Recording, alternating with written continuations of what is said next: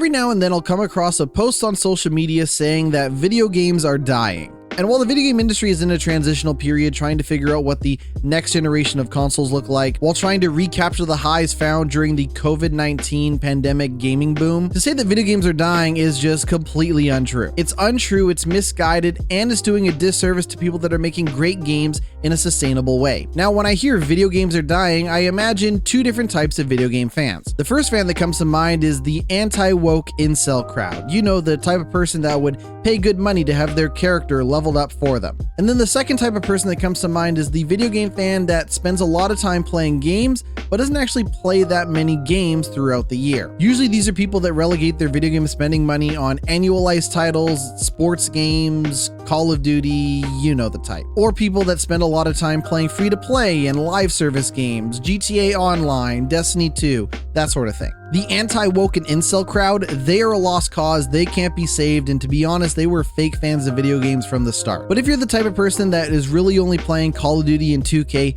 I highly recommend that you step out of your comfort zone and try some different games. And while it can be hard to recommend people spend more money on video games, especially if they only buy a couple a year, I highly recommend that you take your PlayStation Plus or Xbox Game Pass subscription, the same one you probably already have to play those live service games, and check out the library of games that are available. There was a recent study that showed that 2/3 of total PC playtime was spent on games that were 6 years or older. And while that's not something that will kill the industry overall, it definitely stifles growth and innovation. Because typically innovation comes from the release of new games, not adding new modes to old games. And while I can't argue about the value that something like GTA Online provides to its players, there is something to be said about playing a new game that actually pushes the industry forward. So if you find yourself saying that the video game industry is dying, take a closer look at what's actually happening, and what you'll find is that this industry is kind of in the midst of slowing down, but is nowhere close to dying.